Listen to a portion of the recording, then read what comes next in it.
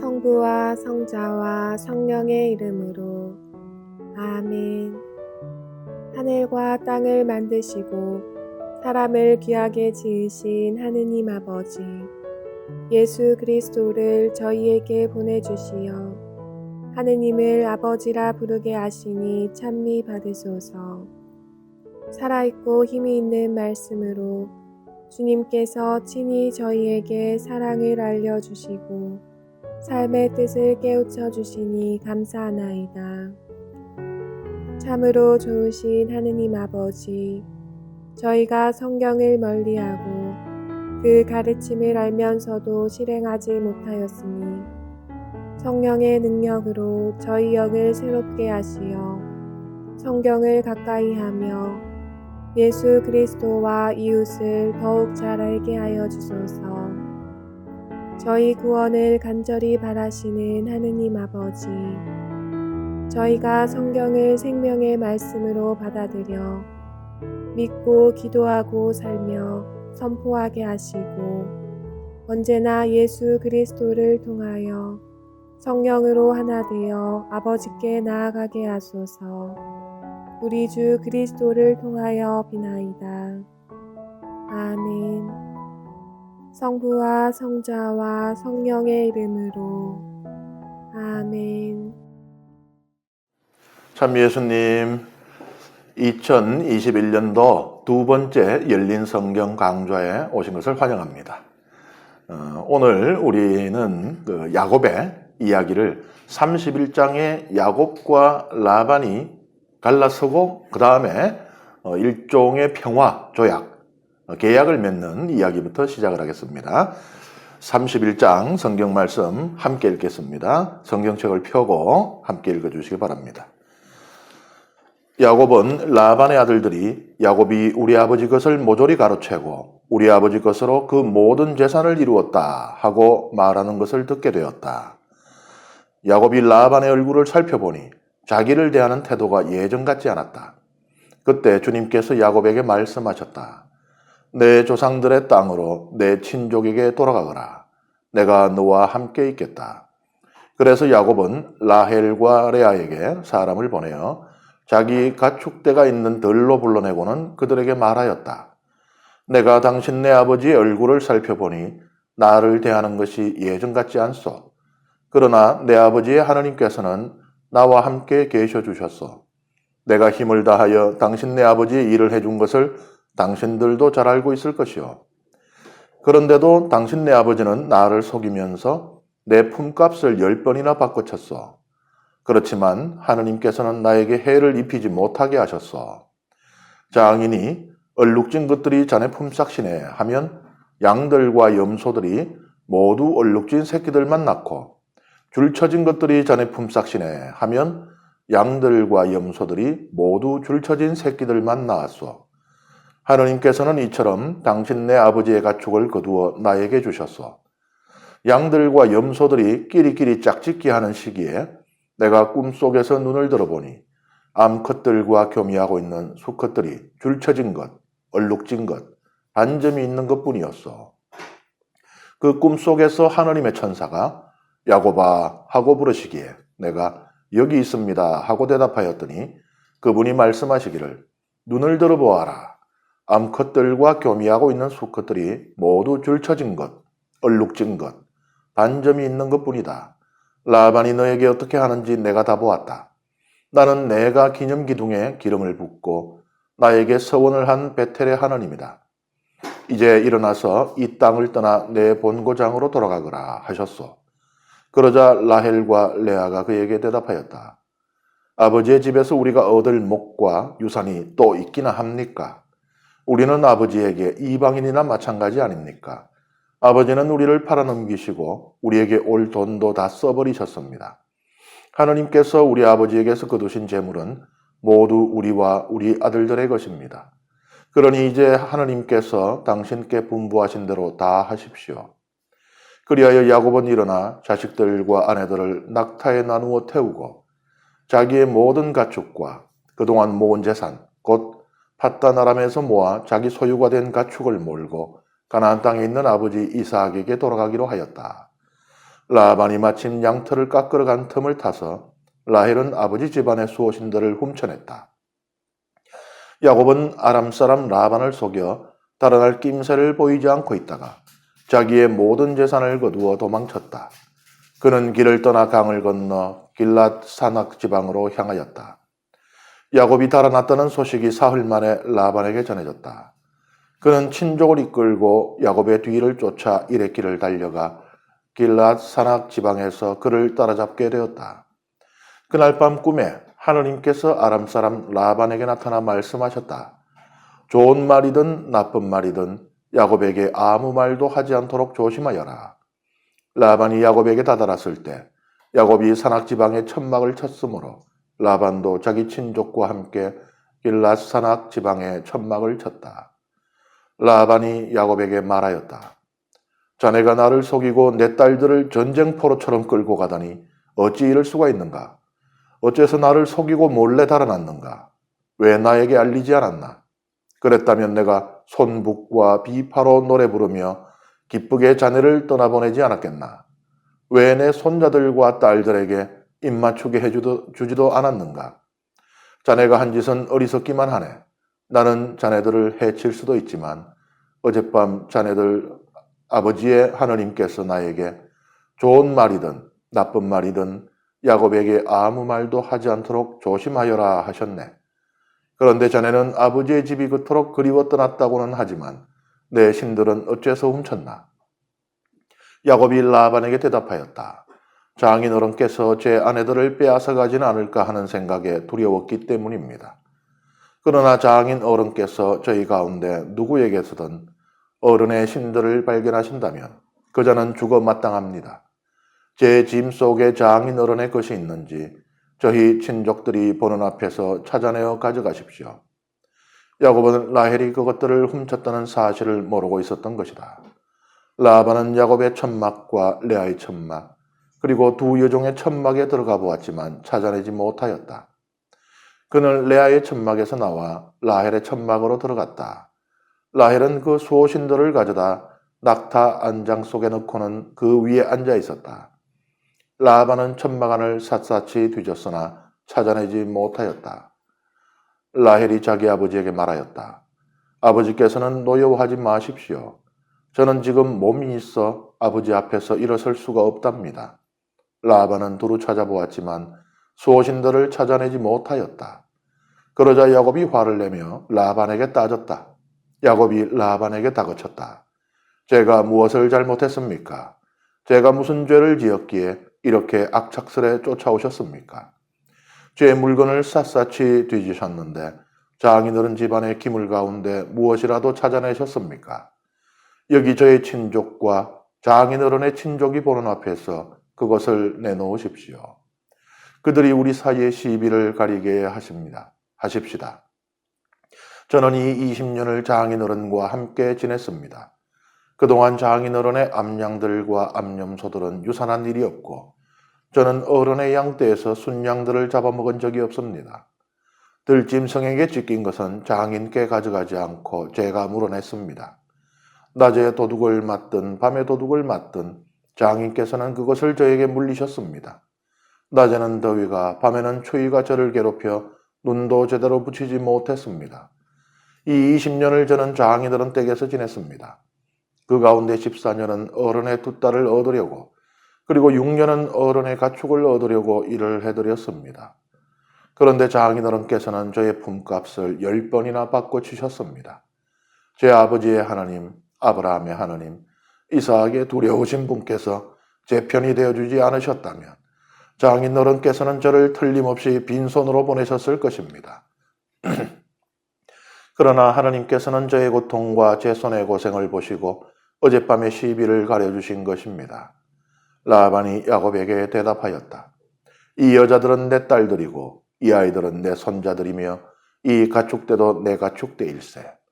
자네가 보고 있는 것들이 모두 내 것이네. 그렇지만 오늘에 와서 내가 여기 있는 내 딸들이나 그 애들이 낳은 아이들을 어찌하겠는가. 그러니 이제 이리 와서 자네와 내가 계약을 맺어 그것이 나와 자네 사이에 정인이 되게 하세. 그래서 야곱이 돌 하나를 가져다 기념기둥으로 세웠다. 그리고 야곱이 친족들에게 돌을 모아 오십시오 하자 그들이 돌들을 가져다 돌무더기를 만들었다. 그들은 그 돌무더기 위에서 음식을 먹었다. 라반은 그 돌무더기를 여가르 사두타라 불렀고 야곱은 갈렛이라 불렀다. 그런 다음 라반이 말하였다. 오늘 이 돌무더기가 나와 자네 사이의 정인일세. 그리하여 그 이름을 갈렛이라 하였다. 그곳은 또 미츠파라고도 하는데 그것은 그가 이렇게 말하였기 때문이다. 우리가 서로 볼 수 없는 동안 주님께서 우리를 살피시기를 바라네. 자네가 내 딸들을 구박하거나 내 딸들을 두고 다른 아내들을 맞아들일 경우 우리 곁에 아무도 없다 하더라도 하느님께서 나와 자네 사이의 정인이심을 명심하게. 라반이 야곱에게 다시 말하였다. 이 돌무더기를 보게. 그리고 내가 나와 자네 사이에 세워놓은 이 기념기둥을 보게. 내가 이 돌무더기를 넘어 자네 쪽으로 건너가지 않고 자네가 나쁜 뜻을 품고 이 돌무더기와 이 기념기둥을 넘어오지 않는다는 것에 대해서 이 돌무더기가 정인이고 이 기념기둥이 정인일세.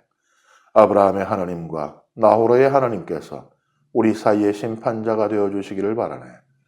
그래서 야곱은 자기 아버지 이삭의 두려우신 분을 두고 맹세하였다. 야곱은 그 산악지방에서 제사를 지내고 자기 친족들에게 음식을 함께 나누자고 청하였다. 그들은 음식을 함께 나누고 그 산악지방에서 밤을 지냈다. 31장의 말씀을 함께 읽었습니다. 야곱은 현재 레아와 라헬 두 아내를 얻은 상태고 장인인 라반의 집에서 일을 해오고 있는 상태입니다. 여기 보면은 품값을 10번이나 바꿔쳤어라는 이야기가 나오는데 사실 이 야곱은 두 아내를 얻기 위해서 그냥 무료로 그 모섬처럼 일을 한 것으로 우리가 생각을 하잖아요. 그런데 20년 동안 야곱이 라반 밑에서 일을 하는데 그 중에 7년, 14년은 그렇게 했지만 나머지 6년은 품삯을 받으면서 일을 한 것입니다.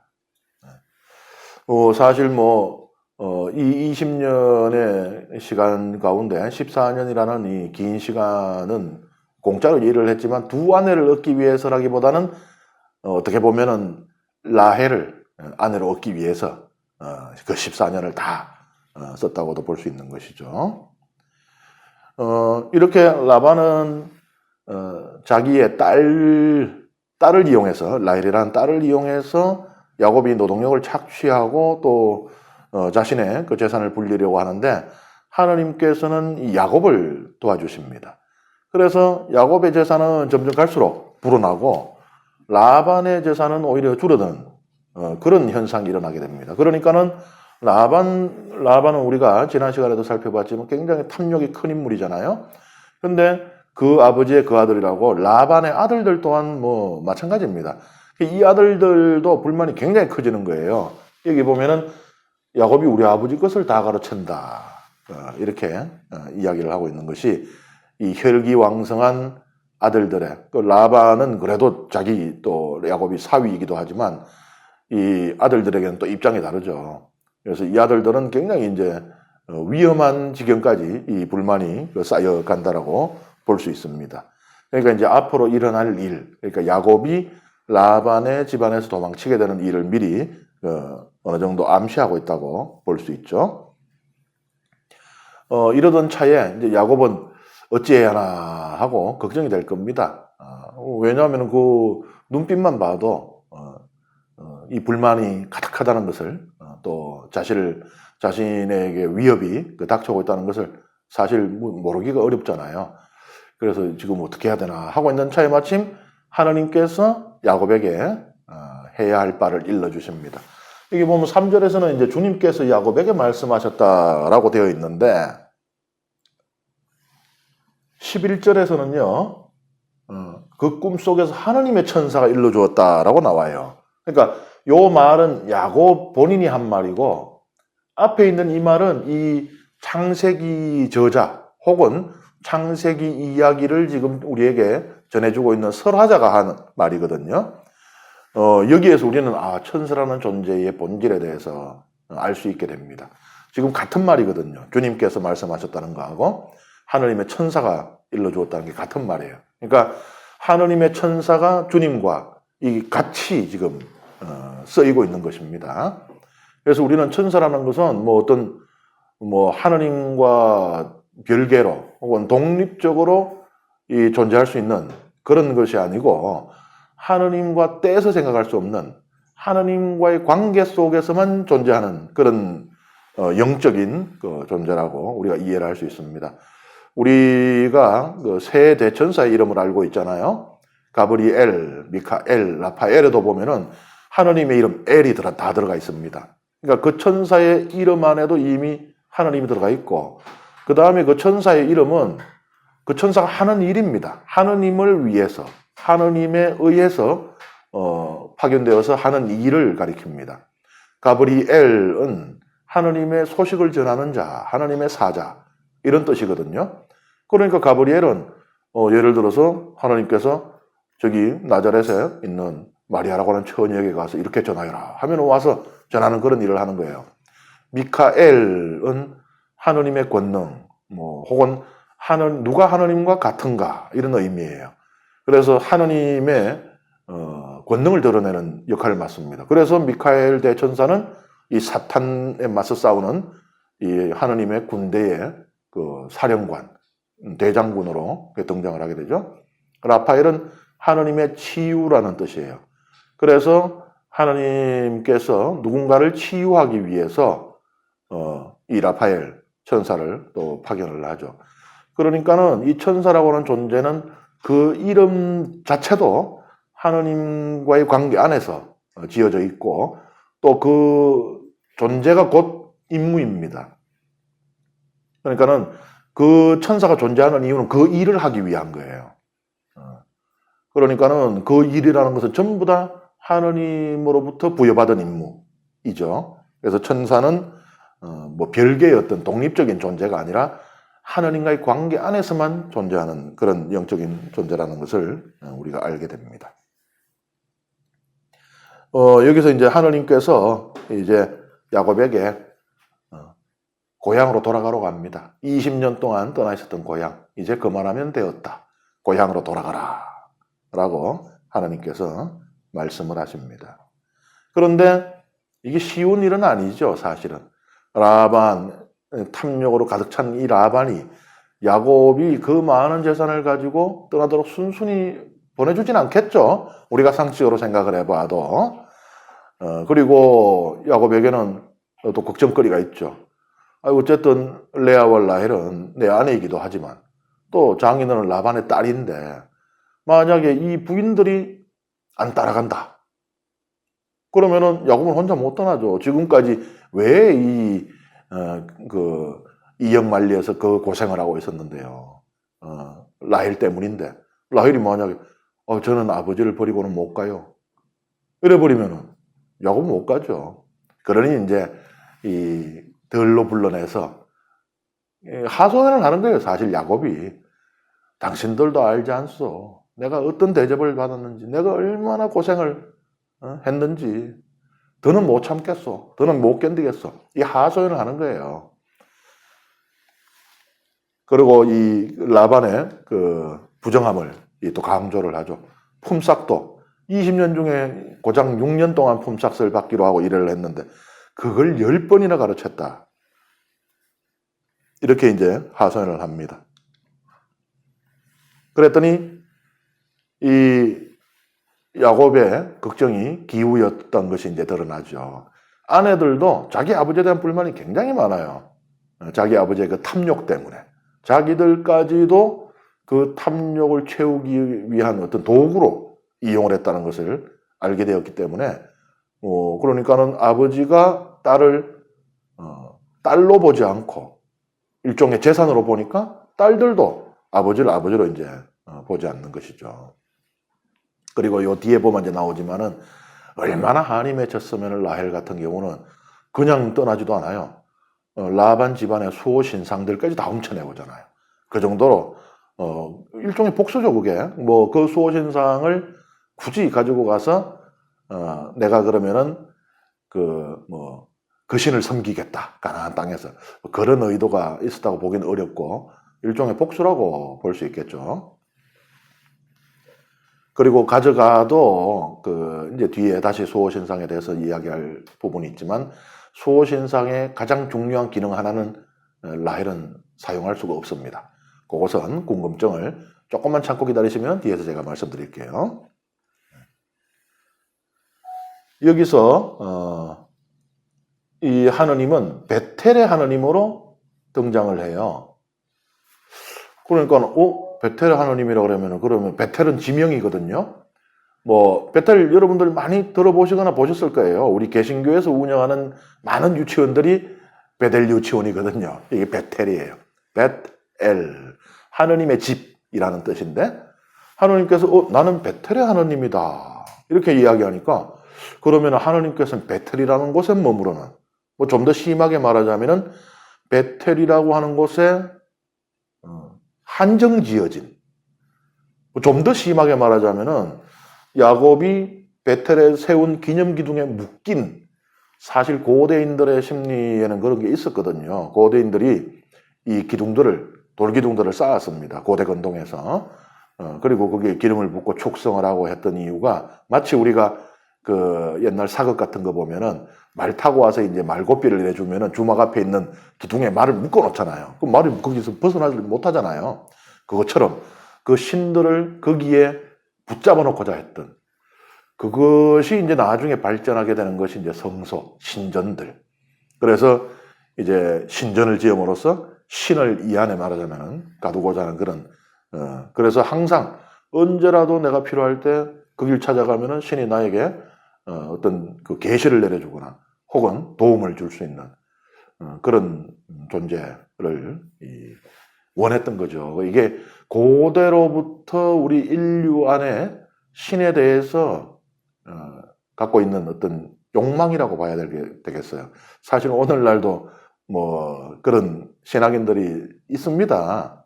그래서 저는 그것을 이제 자판기 하느님이라고 그러는데, 자판기처럼 언제라도 내가 동전을 누르면은 커피가 나오잖아요. 그것처럼 하느님이 나에게 그런 존재이길 원하는. 그래서 내가 언제라도 성당에 와서 하나님을 찾고 또는 헌금을 하고 하면은 나에게 그 필요한 은총이 반드시 돌아와야 되는 그런 이제 욕망에 또 사로잡히는 사람들도 있기는 합니다.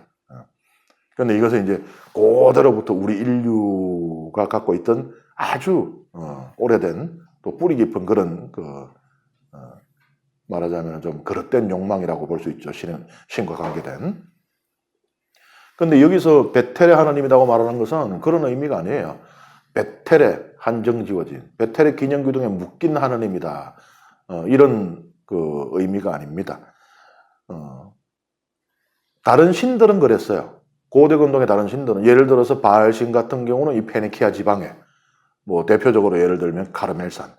바알이 농업의 신이거든요. 그럼 비와 관계되죠? 비가 내리려면 천둥이 치고 번개가 있어야 되거죠. 그래서 바알 신상 고대 건동에서 땅을 파보면 나오는 게, 바알이 손을 이래 갖고 있는 이런 신상들이 출토돼요. 이 손 이거 가지고 뭐 하려고 그러냐? 안마해 주려고 손을 이래 들고 있냐? 그게 아니고, 원래는 여기 이제 번개 모양의 조각이 있는데, 그 부분은 이제 오래되니까 사가 던져서 소실되고, 이제 그 번개 모양의 일종의 창을 쥐고 있던 손 모양. 그래서 바알 신상 보면은 요렇게 생긴 게, 요래 손을 요래 갖고, 요런 신상들이 작은 거, 큰 거 이렇게 출토되고 하는데, 천둥과 번개의 신, 비를 내리잖아요.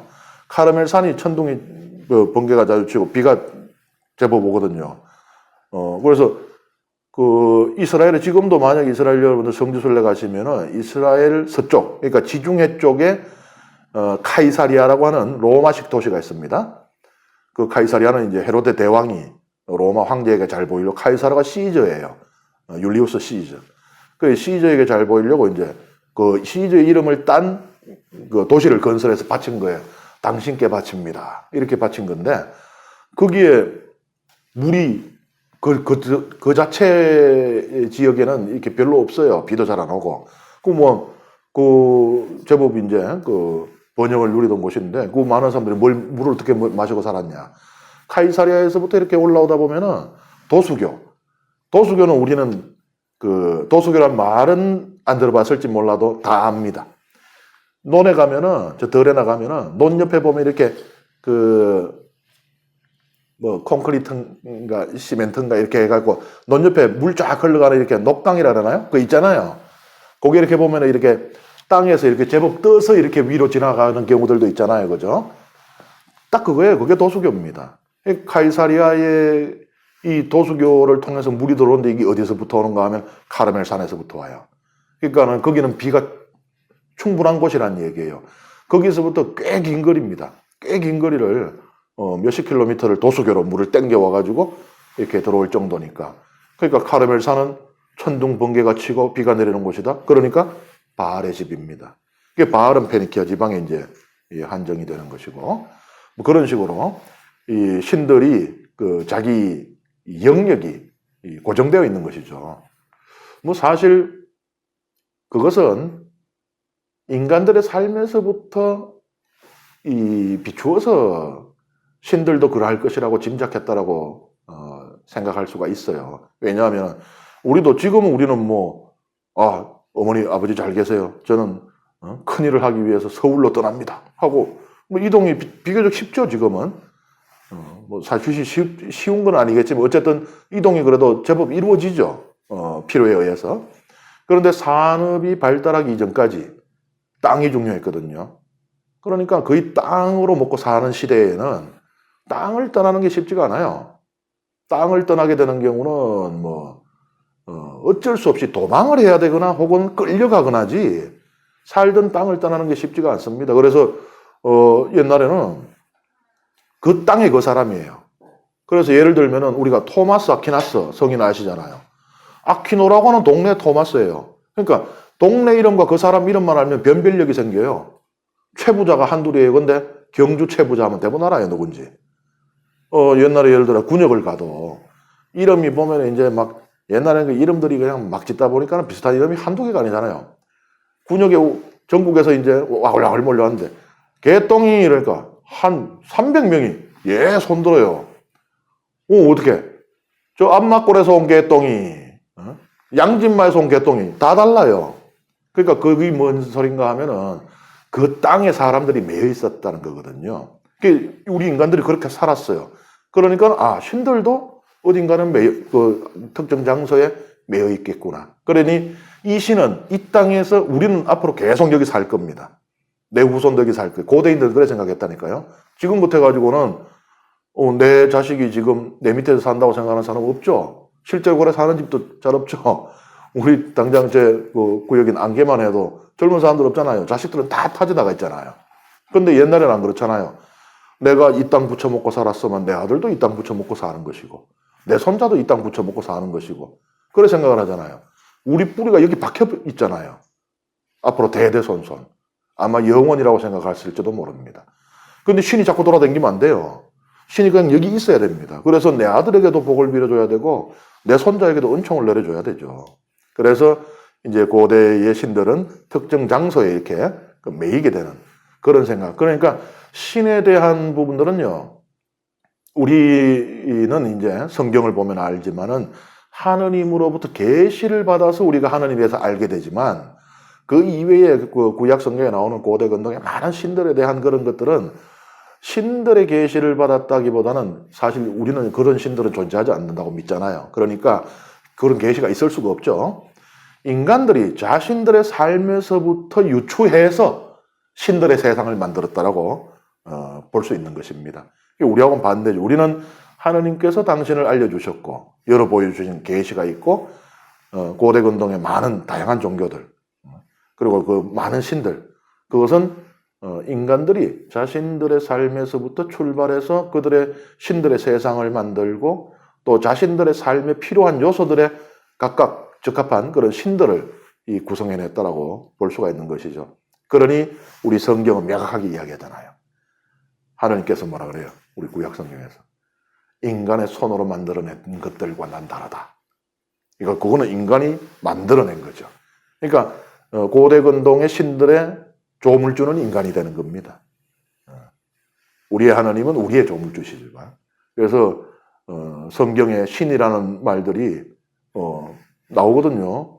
고대 근동의 그런 존재들에 대해서도 신이라는 말들을 쓰는 경우들이 제법 있어요. 그래서 뭐 우리 하나님도 신이고 그것도 신이고 그러니까 뭐 같은 신들끼리, 그래서 뭐 신들의 경쟁 혹은 신들의 싸움, 뭐 신들의 질투, 하느님도 그런 말씀을 하시는 경우가 있거든요. 나는 질투하는 신이다 이러니까 그럼 다른 신이 있는 모양이구나.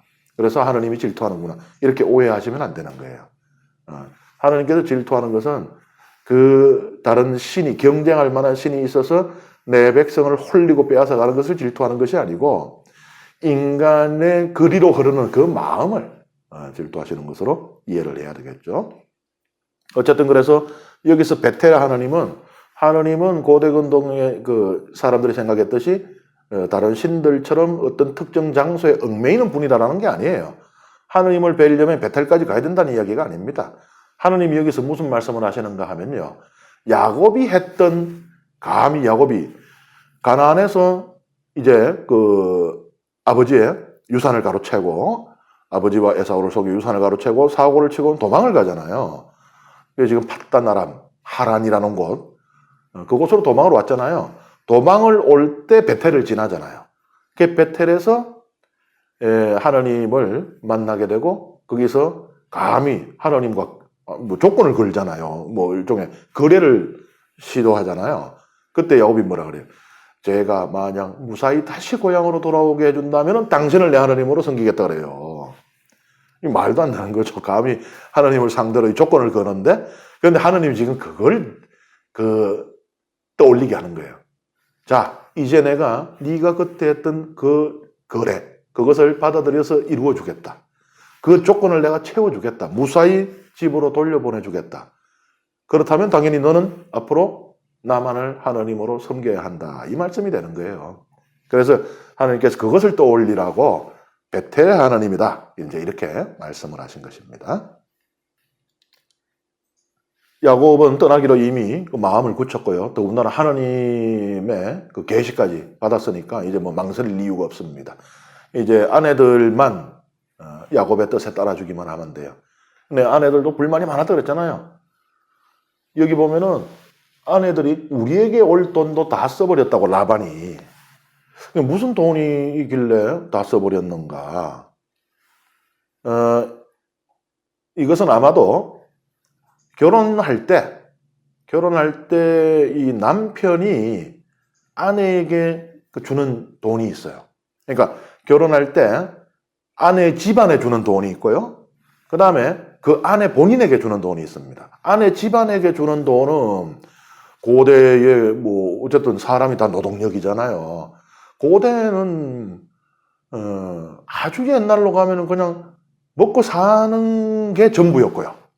그러니까 눈 뜨면은 이제 뭐 돌 갈아가지고 이제 돌 화살이라도 만들든지 뭐 그거 없었을 때는 그냥 돌 깨가지고 돌 깼는 거 이거 들고 쫓아가갖고 그 뭐 인간보다 훨씬 빠르고 날카로운 발톱에 아주 그 사나운 이빨 그리고 이 힘이 센 그런 뭐 짐승들을 상대로 이제 싸워야 되는데, 이게 나가면 그냥 10분 만에 뚝딱 뭐 사냥거리 잡아가지고는 자 오늘 잘 먹었다 이제 뭐 이럴 수 있는 게 아니고요.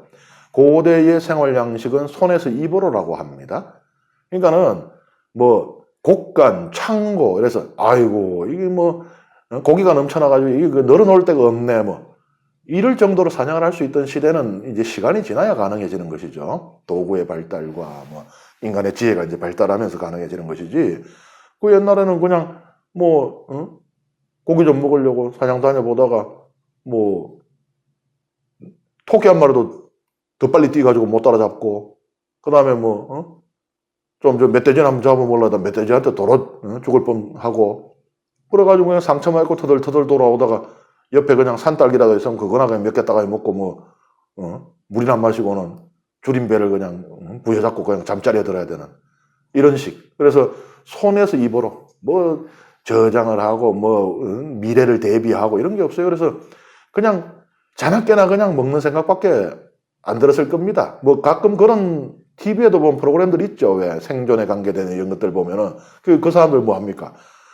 하루 종일 그냥 먹는 공기만 하는 거예요.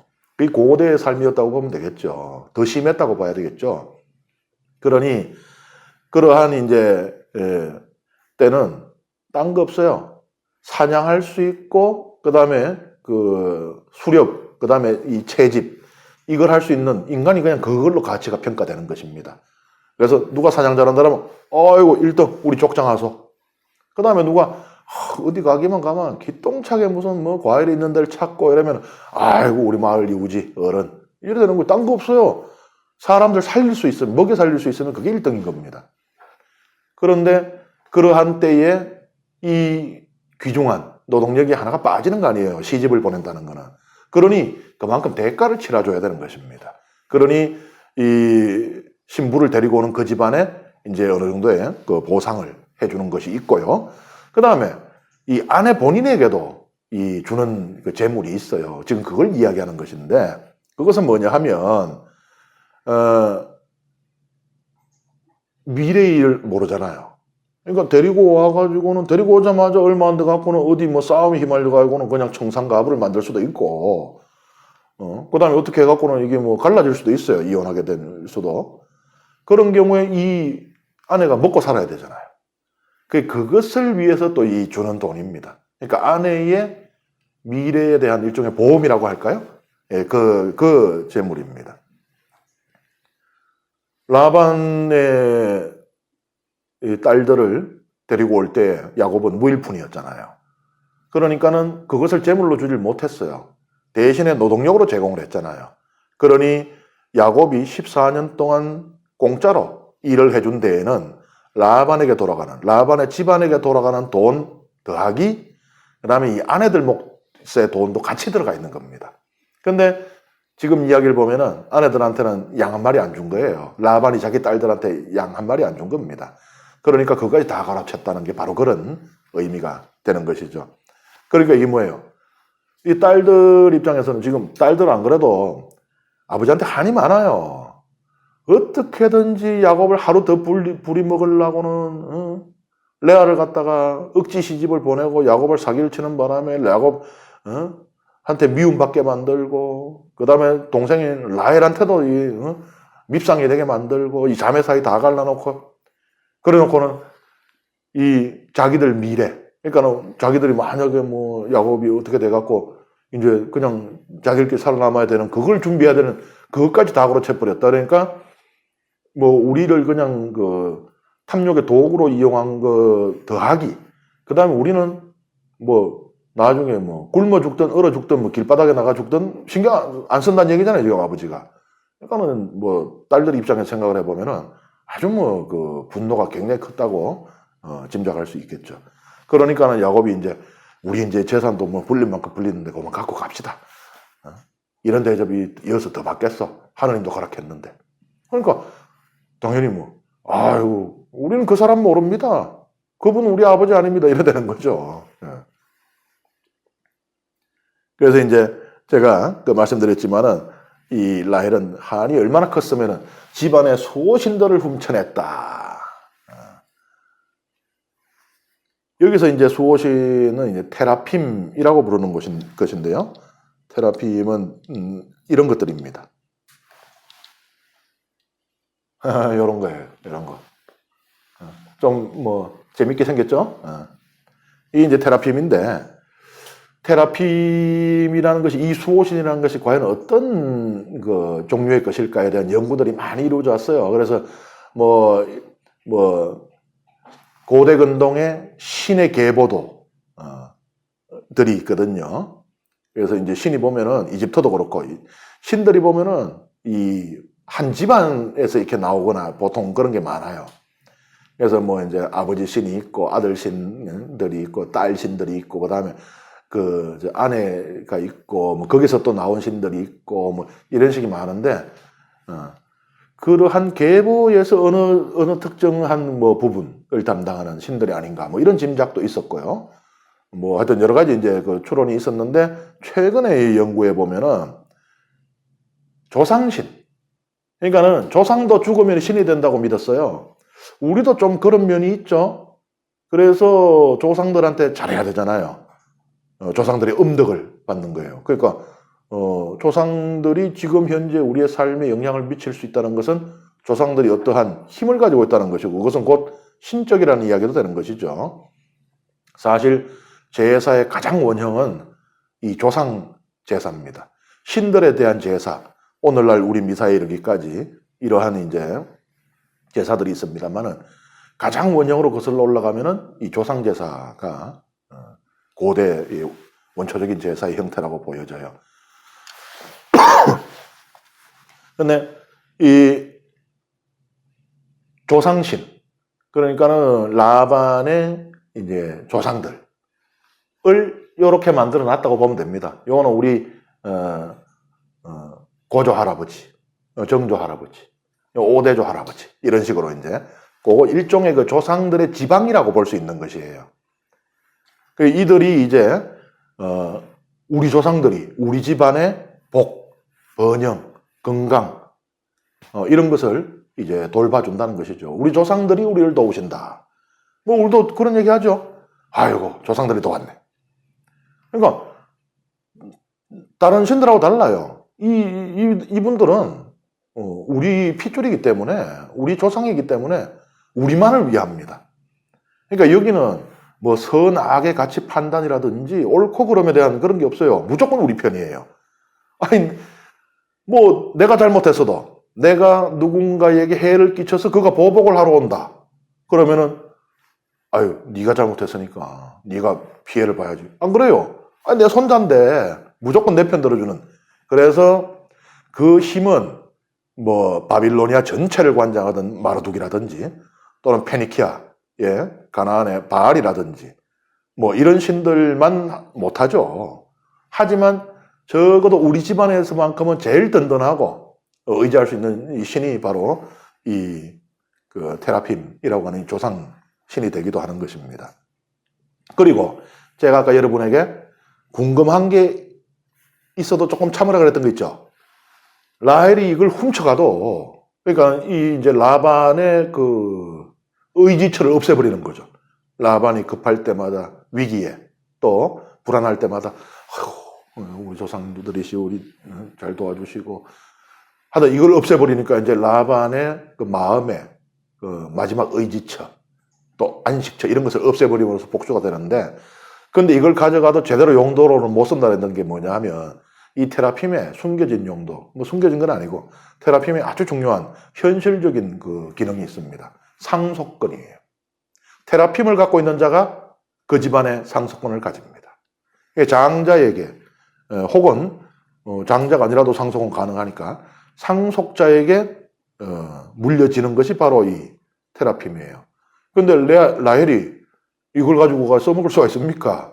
뭐 딸인 건 둘째치고 지금 이제 가나안으로 도망가는데, 그리고 죽을 때까지 다시 돌아오지 않을 건데 가져가 봐야 그걸 상속자의 권한을 쓸 수 있어요. 그렇지만 이 집안을 혼란에 몰아넣을 수는 있죠. 아들들이 많다 그랬죠. 아들들이 있다 그랬잖아요, 라반에게. 그러면은 그 중에 한 아들에게 이 테라핌을 물려주면서 상속자의 그 권리를 행사하게 해야 되는데 그게 없어져 버렸어요. 말하자면은 우리 옛날 뭐 이 사극식으로 말하자면은 옥새가 사라진 거예요. 이제 왕자들이 난이 일어나요. 야, 그럼 나도 한번 해볼 만하네. 옛날 그 삼국지에 보면은 그렇잖아요. 그 한나라가 이제 망하면서 옥새를 가지고 뭐 오나라의 송건이 가지고 갔다가 옥새 때문에 죽고 뭐 그다음에 원술이 가지고 갔다 또 옥새 때문에 죽고 난리 나잖아요. 그런 거하고 마찬가지. 옥새가 사라져 버린 거예요. 그러니까 그럼 나도 한번 해볼 만하네. 나도 내 상속권을 가질 수 있겠네. 온 집안이 그냥 혼란에 이제 휩싸이게 됩니다. 그러한 것도 그러니까 이 라헬이 이 테라핌을 훔쳐낸 것은 아주 그 지독한 복수로 봐야 되지, 이것을 통해서 뭐 그 신을 내가 가나안에 가서 섬겨야지 혹은 뭐 상속권을 이걸로 어떻게 그걸 할 수가 없죠. 이 테라핌은 지금 여기 있는 거는 뭐 좀 작은 사이즈인데 좀 큰 것들도 있어요.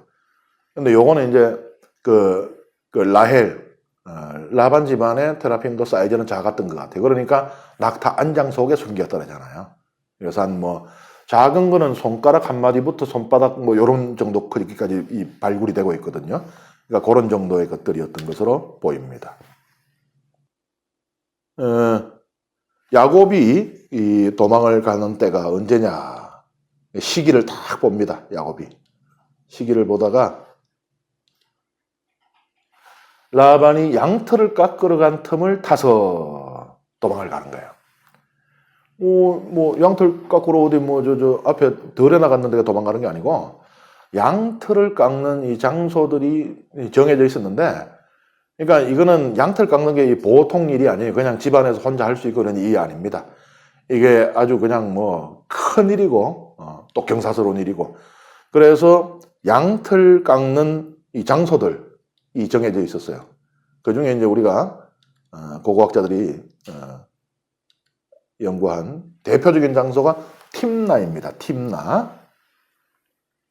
그곳에서 양들을 몰고 가서 양털을 깎는 것뿐만 아니고, 그 다음에 깎으면은 그것을 또 옆에서 말려요.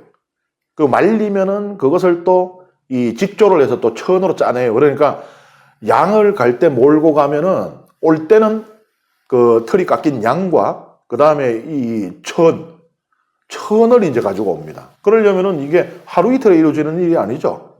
털을 깎고 그 다음에 말리고 천을 짜고 하는 그런 것이니까요. 하루 이틀에 끝나는 것이 아니죠.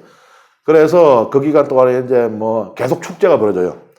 말하자면은 이 추수감사제인 거예요. 이게 그 유목민들의 추수감사제라고 볼 수 있는 것이죠. 그래서 그 기간에 이제 계속 그 축제들이 이루어지는데, 이때가 이제 봄입니다. 그러니까는 이제 여름 전에 털이 자라야 돼요. 그래야지 이 중동 지방에, 이 건동 지방에 이 아주 그냥 타는 듯한 이 뜨거움으로부터 양들을 보호할 수가 있습니다. 우리는 여름에 이 털 많으면 더 더운 거 아닌가? 근데 이 살갗에 바로 내려쬐는 이거보다, 우리 왜 아이고 오늘 햇빛 뜨겁네 하면 뭐예요? 머리 밀고 대머리로 나갑니까? 모자 쓰고 나가잖아요. 그런 것처럼. 그래서 여름 되기 전에 다시 자랄 수 있도록 이제 봄에 털을 다 미는 거예요. 이 팀나가 성경에는 두 군데가 나와요. 영어로 이렇게 제가 알파벳으로 이렇게 써놨는데, 보면은 좀 철자가 다 팀나 발음은 똑같이 우리가 한국말로 그냥 팀나 하는데, 여긴 D는 H가 있는 것이고 요거는 H가 없어요. 그래서 다른 곳인데요. 양털 깎는 곳이 어디 있었는가 하면 여기에요. 여기. 물론 라반이 여기서부터 여기까지 왔다는 게 아니고, 이쪽 가나안에 말하자면 양을 치던 사람들이 모여서 했던 주요 이 털 깎는 곳이 여기라는 거예요. 그러니까 이런 곳들이 몇 군데 있었던 것이죠. 군데군데. 그러니까 여기에서 고고학자들이 이 양털 대규모로 양털 깎는 그런 행사, 또 축제가 벌어졌던 그런 흔적들을 발견을 했습니다. 그 다음에 이제 요 팀나 요거는 이제 우리가 뒤에서 살펴보겠지만 유다와 타마르의 이야기가 나옵니다. 야곱의 아들들 가운데 유다와 타마르, 며느리인 타마르의 이야기가 나옵니다. 그 이야기의 무대가 여기에요. 그런데 여기도 보면은 유다가 양털 깎으러 갔다가 어떤 일이 벌어지거든요. 그러니까 여기에도 양털 깎는, 그러니까 팀나라는 곳이 두 군데 나오는데, 공교롭게도 두 군데다, 한 군데는 고고학적으로 양털 깎기가 대규모로 행해졌다는 흔적을 발견했고, 한 군데는 성경이 그곳에서 양털 깎기가 이루어졌다고 하는 것을 말하고 있습니다.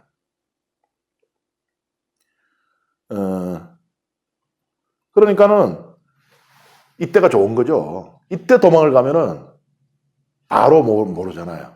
그러니까 그 굉장히 좀 시간이 걸리는 그런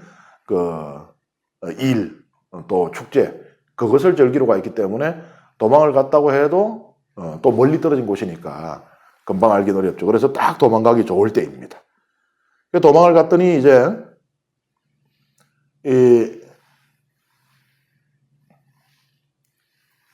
그 소식을 듣고 이제 라반이 뒤늦게 쫓아옵니다. 결국은 따라잡긴 따라잡는데 뭐 이미 많이 갔어요. 많이 갔는데 이제 뭐 여자들도 있고 아이들도 있고 그러니까는 아마 날랜 뭐 일꾼들 또 아들들 젊은 아들들을 데리고 쫓아오는 라반보다는 빨리 못 갔겠죠. 그래서 결국은 가나안에 들어가기 전에 사실은 따라잡히기는 합니다. 길랏 산악지방에서 따라잡았다라고 되어 있어요. 길랏은 이제 그러니까는 이게 지도가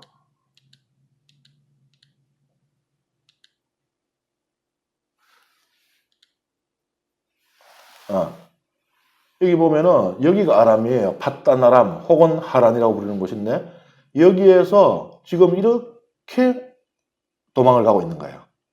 이렇게 해서 들어가면 이제 가나안이잖아요. 그죠? 근데 여기까지 와가지고는 여기 길랏 여기서 이게 조금만 더 가면 이제 가나안인데 여기서 따라잡힌 겁니다. 그 따라잡으려고 왔을 때는 아주 굉장히 뭐 분노했을 거예요. 그죠? 그런데 하나님께서 라반의 꿈에 나타나시잖아요. 그래서 라반에게 좋은 말이든 나쁜 말이든 하지 마라. 뭐 침묵하라는 얘기잖아요. 근데 뒤에 보면은 라반이 침묵 안 하고 말을 하긴 해요. 뭐 계약 맺자가 되고.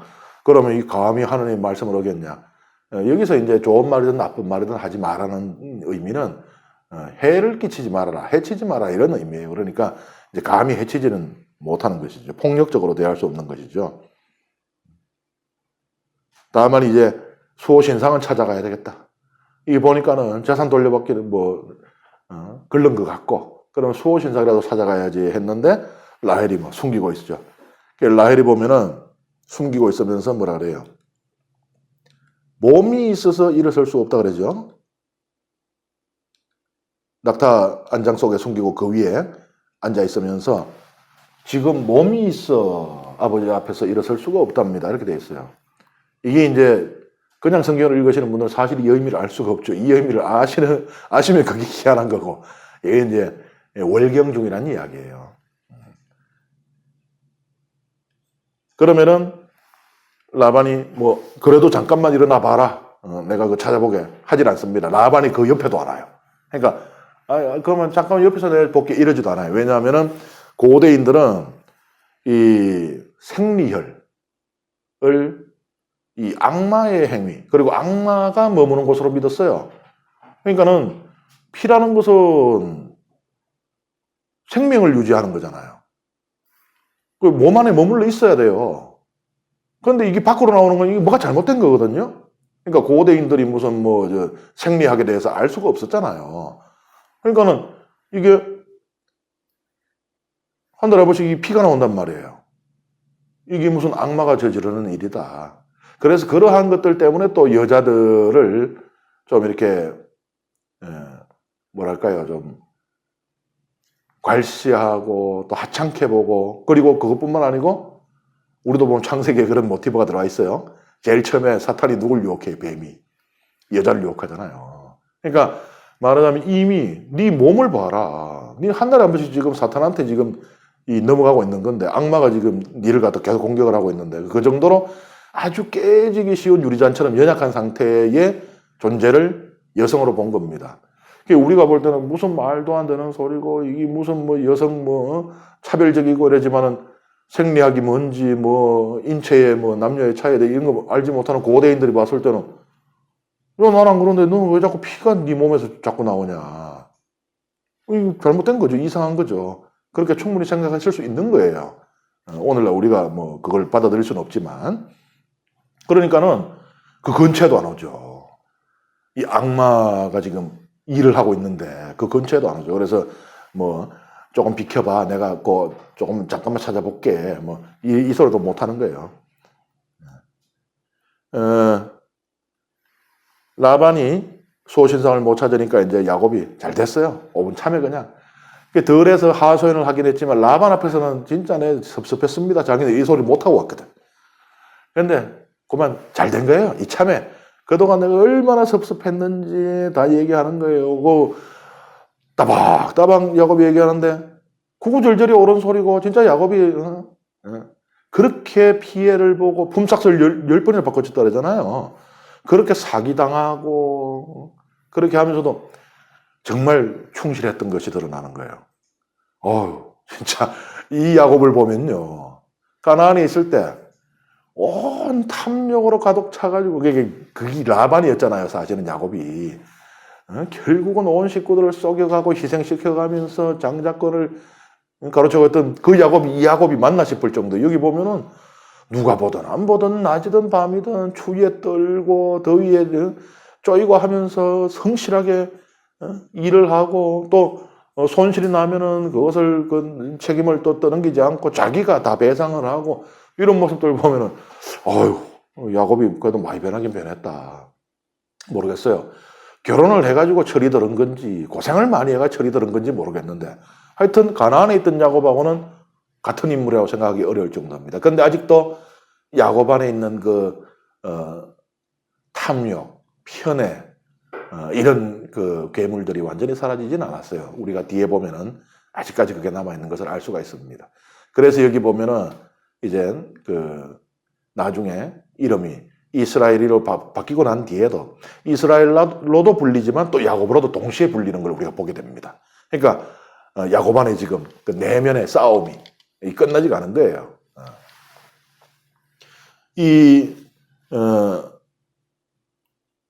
이러한 이제 불만을 막 털어내니까 라반이 들으니까 뭐 할 말이 없어요. 사실 자기가 뭘 좀 더 얹어가 줘야 될 파이라 지금. 근데 라반이 어떤 인물입니까? 라반이 이야기를 듣고 보니 내가 참 잘못했네, 사위. 그동안의 고생을 내가 어떻게 다 이 한마디 말로는 풀 수가 없고, 그럼 내가 가지고 온 이 재물이라도 그만 가져가게. 이래 해줄 사람 같아요. 라반은 절대 그런 인물이 아닙니다. 이제 보니까는 더 가져오긴 걸렸어요. 그리고 지금 여기서 이제 더 안 뺏기면 다행이에요. 그리고 하나님께서 야곱과 함께 하신다는 걸 알게 돼버렸잖아요. 사실은 이전에도 알고 있었죠. 점을 쳐봤잖아요. 점을 쳤더니, 집안에 뭐가 자꾸 좋은 일이 일어나고 잘 되는데, 이게 하나님이 도와줘 그런 거라는 걸 알게 됐거든요.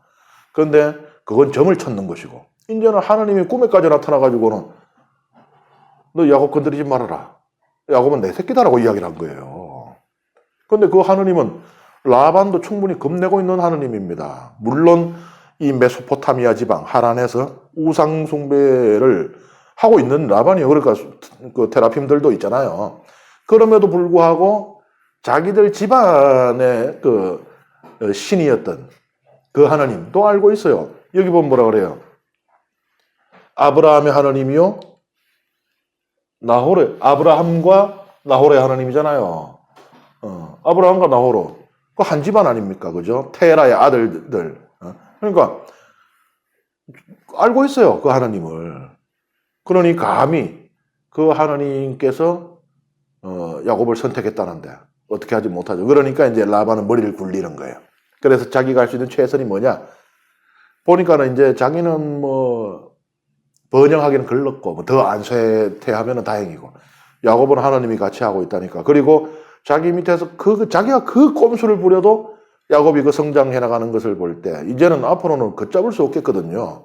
그러니 어떻게 해요? 야곱아, 네 잘 되더라도 내한테 복수하러 오지 말아라. 이걸 이제 마지막 조건으로 거는 거예요. 그래서 여기 보면 이제 돌무덤을 쌓다 그러잖아요. 돌무더기로 계약의 증표를 삼는데 이게 보면은 원래는 다 내 거다. 딸도 내 거고 손자도 내 거고 가족도 내 건데 그래 네 가져라.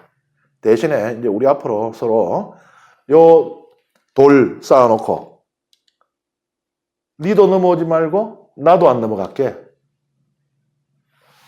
나도 일로 안 넘어갈 테니까 니도 일로 넘어오지 마라. 우리 서로 공평하게 요 돌무더기로 이렇게 징표를 삼자 하니까는 되게 공평한 것 같지만 사실 아니죠. 지금 라반은 사실 야곱한테 싹싹 빌어야 될 판이거든요. 내가 죽을 죄를 졌다. 이때까지 내가 정말 많은 죄를 지었지만 용서해줘. 그리고 앞으로 하나님의 그 복을 받아서 번영하더라도 우리한테 복수하러 오지는 말아주시오. 이래야 되는데 일단 나 원래는 다 내 건데 줄 테니까 우리 계약 맺어갖고 서로 피곤하게 하지 맙시다. 라반은 참 일관적인 인물이에요. 참 한결같아요. 마지막까지. 보통 보면은 이런 인물들은 성경에 그렇게 많이 등장하지 않아요. 이거를 우리가 이제 그 문학적으로 평면적인 인물이라 그래요. 야곱 같은 이런 인물들은 입체적인 인물입니다. 그러니까 입체적인 인물은 살아있는 인물이에요. 우리가 그렇잖아요.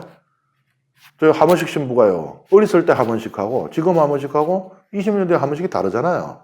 뭐 심지어는 어제 하몬식과 오늘 하몬식이 다른 겁니다. 이게 사람은 변하잖아요. 좋은 쪽으로든 나쁜 쪽으로든 변하거든요. 이 입체적이에요. 근데 평면적인 인물, 한결같이 계속 악역만 한다든지, 한결같이 계속 뭐 속 없이 정말 보는 사람들이 드라마 보면서 아이고 자 때문에 내가 속병, 내가 화병 나을 것 같아 드라마 못 보겠다는 그런 비련의 여주인공이라 그러나 뭐 그런 거 있잖아요. 그 평면적인 인물들이 성경에는 생각보다 많이 등장하지 않습니다. 근데 이 라반은 아주 한결같아요. 평면적인 인물이에요. 처음부터 끝까지. 여기 이제 돌기둥으로 이제 계약을 맺습니다. 이 돌이 항구하다고 생각을 했거든요. 물론 더 이제 항구적인 거 뭐 다이아몬드라든지 이런 것도 있겠지만 이 쉽게 주변에서 구할 수 있는 것들 중에 그래서 이 돌이 항구적이듯이 우리 계약도 깨지지 않도록 하자 하고는 이제 헤어지게 되는 것이죠. 첫 번째 강의는 여기서 마치고 조금 쉬시고 이제 야곱이 고향으로 돌아가는 이야기를 함께 살펴보겠습니다.